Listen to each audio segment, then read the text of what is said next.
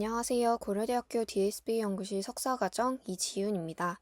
제가 오늘 소개해드릴 논문은 툴LLM이라는 논문으로 툴 러닝 태스크의 가장 주요한 연구라고 할 수 있습니다. 이 논문을 기반으로 하는 후속 연구들도 굉장히 많이 존재하고 본 논문의 데이터를 다양한 방면으로 활용하고 있습니다. 이번 ICLR 2024 스포트라이트에 선정되었고 총 235회의 인용수를 보이고 있는 논문입니다. 목차는 다음과 같습니다. 우선 본 연구가 어떤 내용을 담고 있는지에 대해 오버뷰를 통해 간략히 소개해드린 다음에 툴 러닝 태스크가 무엇인지, 본 연구에서 포인트로 잡은 기존 연구의 한계점은 무엇인지, 그리고 간단하게 연구가 어떻게 구성되었는지에 대해 인트로덕션에서 소개해드리도록 하겠습니다. 이후 본격적인 세 가지 메소드의 요소들에 대한 설명, 그리고 실험, 마지막으로 결론 순으로 말씀드리겠습니다. 툴LLM은 데이터 컨스트럭션부터 모델 트레이닝, 그리고 이벨루에이션까지의 프레임워크에 대한 연구입니다. 툴벤치라는 데이터셋과 이를 학습한 라마2 모델인 툴라마를 오픈소스로 공개하여 제안하고 있습니다. 또한 모델의 툴 사용 능력을 평가할 수 있는 새로운 이벨루에이션 메소드인 툴이벨까지 제안하고 있습니다. 먼저 툴을 사용한다는 것이 어떤 것인가 한다면 외부 툴을 효과적으로 사용하여서 휴먼 인스트럭션에 맞는 작업을 수행해내는 것을 말합니다. 이때 이야기할 수 있는 툴의 종류로는 검색 엔진, 계산기, 번역기, 코드 묘들 등이 있습니다. 아래 그림은 툴포머라는 2023년 초에 나왔던 툴 러닝 태스크의 핵심 연구 중 하나의 장표인데 이처럼 대부분의 API를 호출하는 방식으로 툴을 사용하게 됩니다. 기존 LLM이 텍스트 이해와 생성에 굉장히 놀라울 정도로 우수한 성능을 보이고 있으나 리얼타임 인포메이션을 처리하는 태스크나 수학 연산과 같은 문제에서는 한계를 보이고 있습니다. 이에 따라서 다양한 익스터널 툴을 사용하는 것으로 LLM이 가진 역량을 보다 강화하려는 시도로서 툴을 사용하게 되었다고 봐주시면 되겠습니다. 이처럼 LLM에게 툴을 어떻게 사용할 수 있는지 그 사용 방법을 효과적으로 가르치는 연구가 툴 러닝 태스크라고 할 수 있습니다. 툴 러닝 태스크에서는 유저가 제공한 쿼리가 어떤 의미를 가지는 것인지, 어떤 툴을 사용하고 또 어떤 방향으로 보완할지에 대한 전체적인 플래닝 능력, 툴을 적절하게 호출하는 역량, 그리고 최종적으로 유저에게 제공할 앤서를 잘 정리하는 것과 같은 다양한 역량이 필요하다는 특징이 있습니다. 본 연구에서 집중하고 있는 기존 연구의 한계점으로는 크게 두 가지가 있습니다. 첫 번째로 모델 측면에서 기존 툴 유저 LLM들의 실제 툴 사용 능력이 우수하지 못하다는 것입니다. 이에 대한 원인으로 저자는 최근 인스트럭션 튜닝의 학습 방법 자체가 대부분 베이직한 랭귀지 태스크에만 집중하고 있기 때문에 스페시픽한 태스크인 툴 유저에 대한 성능이 떨어지게 된다는 것입니다. 물론 챗GPT나 GPT-4와 같은 각광받는 모델들은 툴 사용 능력도 굉장히 우수하게 나타나고 있으나 해당 모델들은 모두 알고 있듯이 클로즈드 모델로 그 학습 과정이 블랙박스이기 때문에 어떤 과정이 이루어지는 것인지에 대한 확인이 어렵다는 문제가 있습니다. 이에 따라 이를 활용하는 연구가 제한적이라는 한계를 이야기합니다. 두 번째로 데이터셋 측면에서 기존 툴 유즈 인스트럭션 튜닝 데이터셋이 좋은 모델을 학습하기에는 매우 부족하다는 것입니다. 부족한 포인트로는 세 가지를 이야기합니다. 첫 번째로는 리얼월드 API를 다양하게 활용하지 않는다는 점입니다. 실제 현실에서 사용할 때 사용하게 되는 실제 API를 활용하지도 않을 뿐만 아니라 데이터셋에 포함되어 있는 API의 종류 또한 매우 부족하다는 한계가 있습니다. 두 번째로, 인스트럭션에 대한 해결 솔루션 패스 자체가 단 하나의 툴만을 활용하는 싱글 툴 시나리오에 그친다는 점입니다. 현실 세계에서는 당연하게도 복잡한 수행을 요하는 쿼리가 다수를 차지하며 이를 해결하기 위해서는 여러 개의 툴을 복합적으로 활용하는 능력이 필요합니다. 그러나 기존 데이터는 이런 멀티툴에 대한 시나리오가 부족합니다. 세 번째로는 기존의 이런 솔루션 패스를 탐색하게 되는 리즈닝 메소드인 COT와 리액트가 효과적인 탐색이 어렵다는 한계가 있고, 이에 따라서 복잡한 인스트럭션을 수행하지 못한다는 문제가 있습니다. 이를 위해 본 연구 툴 LLM은 앞서 말씀드린 것과 같이 아예 데이터를 새로 구축하고 있으며, 구축한 데이터를 활용하여 새로이 더 훌륭한 툴 사용 능력을 가진 모델을 학습한 뒤 새로운 이벨리에이션 방법을 통해 이를 평가하고 있습니다.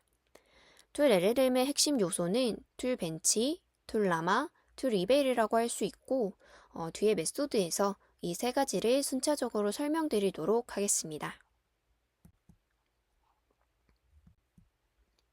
툴 LLM의 전체적인 프로세스는 다음과 같습니다. 하나씩 말씀드려 보면, 먼저 데이터 구축 시에는 Rapid API를 통해 API를 수집하고, 수집된 API를 활용하여서 인스트럭션을 생성한 다음에 이 인스트럭션을 해결할 수 있는 솔루션 패스를 어노테이션 하는 것으로 최종적인 툴 벤치 데이터를 구성합니다. 모델 학습 시에는 툴 벤치 데이터를 기본으로 활용하게 되고 툴 라마를 구현하게 됩니다. API 리트리버는 인퍼런스 단계에서 활용하게 되는 요소로 현실에서 활용할 때에 입력된 쿼리, 즉 인스트럭션을 해결하기 위한 가장 적절한 API 후보를 검색해오는 목적으로 학습을 진행하게 되고, 인퍼런스 시의 이 리트리브 및 API 호출과 관련된 리스폰스 파악의 과정을 N회 반복하면서 최종적인 앤서를 도출하게 됩니다. 이후 도출된 파이널 앤서를 평가할 때 툴 리벨을 사용한다고 보시면 되겠습니다. 먼저 툴 벤치부터 말씀드리겠습니다. 툴 벤치는 챗GPT의 모델로 생성하고 있는 툴 러닝 태스크에 대한 인스트럭션 튜닝 데이터 셋입니다. 오픈소스, 라지 스케일, 하이 퀄리티라는 세 가지 특징을 가진 데이터입니다. 특히나 현실 세계 API들을 모아둔 Rapid API를 바탕으로 16,000여 개의 API를 수집하여서 이를 데이터셋에 포함하고 있기 때문에 보다 다양성을 갖추었다고 할 수 있겠습니다. 또한 솔루션 패스 탐색 시에 디시션 트리를 적용한 새로운 리즈닝 패스 탐색 방법인 DFSDT를 제안하고 이를 활용하여 데이터셋을 구축하고 있습니다. 아래 예시를 보시면 마이크로소프트와 비슷한 다른 회사를 찾아줘 라는 인스트럭션이 있을 때 우측과 같이 관련 있는 API를 호출하는 것, 즉 액션을 생성 및 실행하는 것으로 인스트럭션을 해결해 나가는 형태를 갖고 있다고 보시면 되겠습니다. 기존의 다른 데이터셋과 비교해 보자면 우선 현실 세계 API를 갖고 있으면서 실제 이 API에 대한 호출 및 리스폰스까지 포함하고 있는 데이터라고 할 수 있습니다. 또한 유일한 멀티툴 시나리오를 적용한 데이터이며 무엇보다 점선 아래의 수치들을 보시면 비교할 수 없을 정도로 다양한 툴과 API 수를 포함하고 있고 데이터 크기 또한 약 10배에서 50배까지 차이나게 크다는 것을 알 수 있습니다. 그럼 이제 데이터 구축의 각 프로세스를 살펴보도록 하겠습니다. 우선 Rapid API는 여행, 스포츠 등의 수천 개의 API를 사용할 수 있는 플랫폼이라고 할 수 있습니다.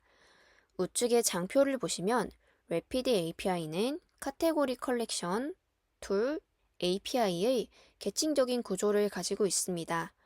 각각의 API는 스포츠, 금융, 날씨 등의 49개의 카테고리로 나뉠 수 있게 되고 이 카테고리는 전체 Rapid API의 API들에서 가장 주요한 토픽을 선정하는 것으로 정의하고 있습니다. 또한 각각의 API는 약 500개 이상의 컬렉션으로 나누어질 수 있습니다. 이는 수집 국가나 혹은 API가 가진 특성 및 목적 등에 따라 세분화해서 카테고리와 별개로 정의하고 있는 개념입니다. 각각의 툴은 여러 개의 API로 구성되게 되고 각 API는 상세한 메타데이터인 API 도큐먼트를 함께 갖고 있습니다. 첫 번째 단계인 API 수집에서는 Rapid API에서 약 5만여 개의 리얼월드 API를 수집하면서 LLM이 제로샷으로도 API를 이해하고 효과적으로 사용할 수 있도록 각 툴마다 툴의 이름, 설명, 툴에 속한 모든 사용 가능한 API 리스트, 각 API에 대한 설명, 파라미터, API 호출 응답 예시 등의 상세 메타데이터를 모두 크롤링하여 활용하고 있습니다. 이후 수집된 API에 대해서는 두 가지의 필터링을 적용하게 됩니다. 필터링 기준으로는 각 API가 원활히 작동하는가와 API 호출 시에 응답 시간이 너무 오래 걸리진 않는가 및 품질이 낮지 않은가를 보게 되고, 이를 통해 최종적으로 약 16만 개의 API를 데이터 구축에 사용하게 됩니다.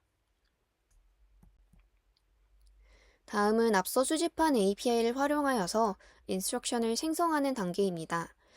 인스트럭션 생성 시에 고려했던 두 가지 부분은 많은 API를 사용하는 다양성 측면과 실제 현실 상황을 반영하여서 인스트럭션에 대해 여러 개의 툴을 사용하여 문제를 해결하게 되는 멀티툴 시나리오입니다. 이를 위해 API를 사용하는 다양한 시나리오에서 활용할 수 있도록 다양한 인스트럭션을 포함하고 있고, 단일 툴만 사용하지 않는다는 리얼월드 상황을 고려하여서 다양한 API 조합을 샘플하는 것으로 보다 다양한 인스트럭션을 생성하도록 하였습니다. 이 단계에서는 전체 API 셋을 모두 사용하지는 않고 일부 샘플링을 하여서 이를 활용한 인스트럭션을 생성하게 됩니다. 샘플링 시에는 모든 API의 조합이 골고루 사용되도록 각기 다른 샘플링 기법을 적용합니다. 이때 사용하는 시나리오는 싱글 툴과 멀티 툴 두 가지이고 총 세 가지 샘플링 기법을 활용하고 있습니다. 싱글 툴 인스트럭션은 한 개의 툴만 사용하여서 인스트럭션을 해결하게 되는 시나리오이고, 인트로 카테고리와 인트로 컬렉션은 앞서 설명해 드렸던 래피드 API의 가장 최상단 분류인 카테고리와 컬렉션에서 샘플링하는 방법으로 각각 동일한 카테고리 및 컬렉션에 포함된 툴의 API를 샘플링하게 됩니다. 전체 API 셋 중 일부를 샘플링하고 챗GPT를 프롬프팅하여서 S서브의 요소를 포함하는 가능한 인스트럭션스를 생성하게 되고, 이때 프롬프트는 우측과 같은 구조를 갖습니다. 인스트럭션을 생성하겠다는 태스크에 대한 디스크립션과 제공하게 되는 샘플 API의 리스트 및 인컨텍스트 이그젬플, 그리고 생성될 아웃풋에 대한 다양한 제약 사항들로 구성됩니다. 이때 인컨텍스트 시드 이그젬플은 전문가가 직접 구성하였으며 쿼리에 대해 활용 가능한 여러 API 리스트를 페어로 하여서 전체 48개의 시드 중에 랜덤으로 3개를 선택하여 제공합니다. 이 단계에서의 최종 아웃풋은 S서브의 요소를 포함하고 있는 인스트럭션과 인스트럭션에 포함된 API와 관련 있는 또 다른 API 리스트입니다. 이때 관련 있는 API는 SREL로 인스트럭션에는 포함되지 않는 것 중에 선택됩니다. 두 번째 아웃풋 같은 경우에는 이후 단계에서 API 리트리버를 학습할 때 활용됩니다. 태스크 디스크립션과 인컨텍스트 이그젬플의 예시 및 형태는 다음과 같습니다. 디스크립션 자체가 굉장히 자세하게 이루어져 있고 정확하게 어떤 형태와 구성 요소를 포함하여야 하는지를 명확하게 제시하고 있습니다. 인컨텍스트의 경우에도 툴을 기준으로 각 API들에 대한 상세한 메타 정보를 포함하고 있음을 알 수 있습니다. 마지막으로 솔루션 패스에 대한 탐색 단계입니다. 이 단계에서는 DFSTT라는 새로운 탐색 방법을 적용하고 있는데, 그 배경으로 기존 방법인 COT와 리액트의 문제점은 다음과 같습니다. 먼저 잘못된 방식으로 API를 호출하게 되거나 혹은 API의 이름 등을 거짓으로 생성하는 경우가 발생하게 되면 이것이 결국에 또 다른 에러를 유발하고 루프에 갇히게 되는 문제로 이어질 수 있다고 이야기합니다. 또한 탐색하게 되는 서치 스페이스 자체가 너무 좁고 탐색 실패 시에 또 다른 성공을 위한 탐색이 이루어지는 것이 아닌 단순히 실패로 마무리되게 되어서 결국에 밸리드 솔루션 패스가 탐색되는 확률이 낮아지게 된다는 문제도 이야기하고 있습니다. 이에 따라서 서치 스페이스를 넓히고 밸리드 패스 탐색 확률을 높이기 위해 디시전 트리를 활용한 새로운 탐색 방법인 DFSDT를 제안합니다.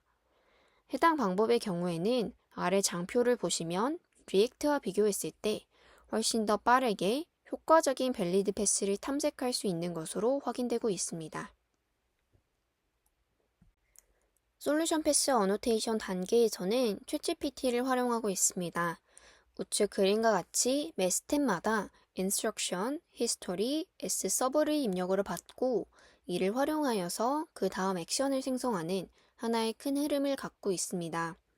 이후 모델이 판단했을 때 충분히 답을 도출할 수 있는 경우 혹은 인스트럭션 자체가 해결할 수 없는 경우라고 의사결정을 하게 되면 final answer 혹은 giving up이라는 답을 생성하면서 프로세스가 마무리됩니다.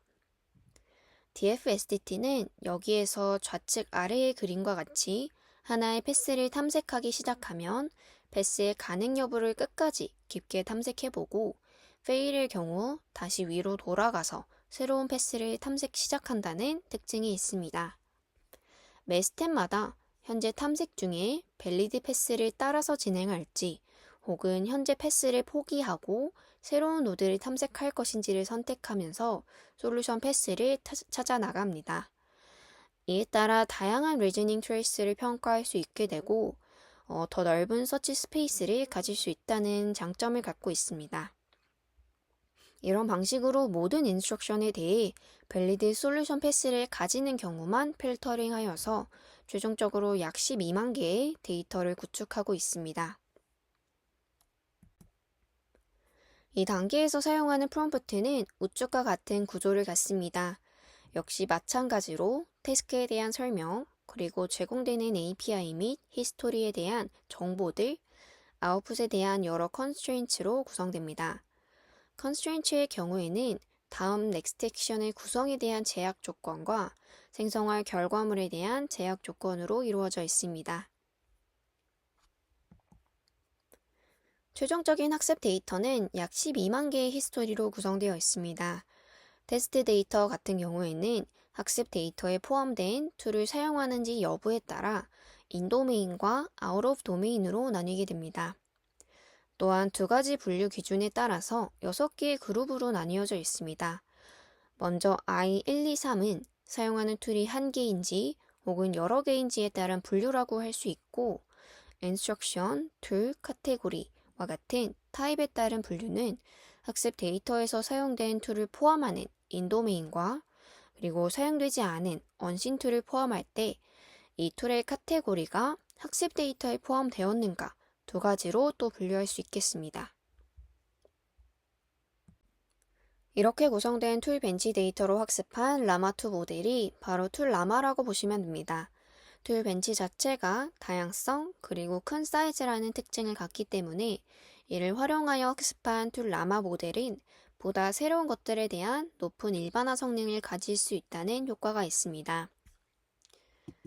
다음과 같이 인스트럭션으로 명언을 추천해 달라는 것이 입력되면 인스트럭션을 해결하기 위한 A2를 호출하고 리스폰스를 기반으로 그 다음 액션, 즉 B2를 호출하고 이런 반복적인 솔루션 패스 탐색 과정을 수행하게 됩니다.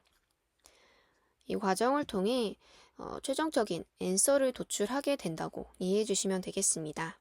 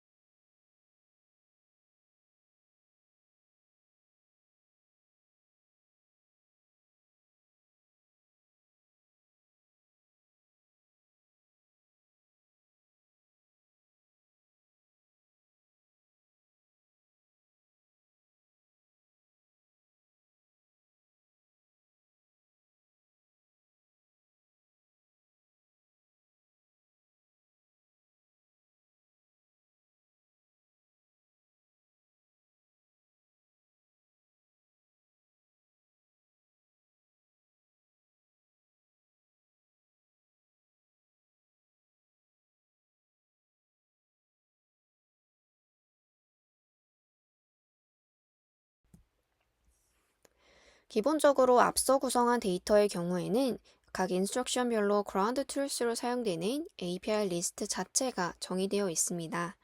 그러나 생각해보면 현실 상황에서 유저가 인스트럭션을 입력하면서 활용할 API 리스트까지 제공하지는 않기 때문에 저자는 이를 보완하기 위한 목적으로 API 리트리버도 추가로 함께 제안하고 있습니다. API 리트리버는 인스트럭션과 관련된 5개의 API를 검색해오는 역할을 수행합니다. 인스트럭션과 모든 API 도큐먼트를 인코딩하고 가장 유사도가 높은 것을 찾게 됩니다. 모델로는 센텐스 버트를 사용하고 있고 학습 시에는 컨트러스티브 러닝을 수행합니다. 앞서 구축한 툴벤치의 데이터를 포지티브 이그젬플로 사용하고 이것이 아닌 이외의 API를 네거티브 이그젬플로 사용하는 형태라고 봐주시면 되겠습니다. 이제 마지막 메소드 파트인 툴이벨입니다. 툴이벨은 학습된 모델의 툴 사용 능력을 보다 공정하게 평가하기 위해 제안된 새로운 오토매틱 이밸류에이션 메소드입니다. 실제 결과를 비교했을 때 휴먼 이밸류에이션 결과와 패스 레이트 기준 87.1%, 윈 레이트 기준 80.3%의 일치도를 보였습니다. 즉, 툴이벨이 사람의 평가를 대신할 수 있다고 할 수 있겠습니다. 툴이벨은 패스 레이트와 윈 레이트 두 가지로 구성됩니다. 인스트럭션을 성공적으로 해결하는 비율에 대한 패스 레이트는 툴 러닝 태스크를 수행하려는 아주 기본적인 성능으로 LLM이 툴 유저에 사용될 수 있는 가능성을 측정할 수 있는 지표입니다. 윈 레이트는 반대로 인스트럭션이 해결되는 여부와는 별개의 지표로 챗GPT에게 인스트럭션에 대한 2가지의 솔루션 패스를 제공하여서 둘 중 더 나은 것을 판단하도록 하는 것으로 최종적인 승리의 비율을 계산하게 됩니다. 2가지 지표 모두 4회 이상의 반복 실험을 수행하여서 최종 평균적인 값을 평가하게 됩니다. 조금 더 자세히 살펴보자면 패스 레이트는 패스, fail, unsure 3가지로 평가하게 됩니다.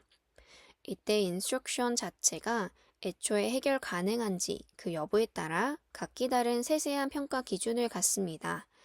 예시로 해결 가능한 인스트럭션일 때 모델이 최종 파이널 앤서를 생성한 경우를 보자면 당연히 완벽하게 인스트럭션을 해결하는 앤서를 생성한 경우라면 패스를 주게 되는데 이와 더불어서 인스트럭션을 해결하지 못했더라도 제공하였던 모든 API를 시도한 경우라면 이때에도 패스를 주게 된다는 것을 보실 수 있습니다.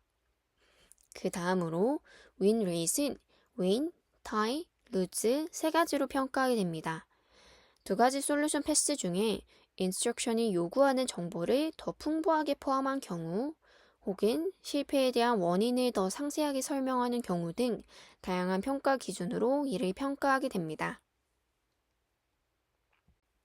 여기까지가 메소드에 대한 설명이었습니다. 이제 다음으로는 본 방법론에 대한 실험에 대해 소개해드리도록 하겠습니다.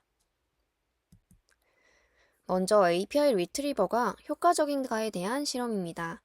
결과를 보시면 API 리트리버가 항상 모든 베이스라인보다 우수한 성능을 보이고 있습니다. 이는 결국 API 리트리버를 사용하는 경우 리얼월드 시나리오에 대한 적용 능력이 뛰어날 수 있다고 볼 수 있겠습니다.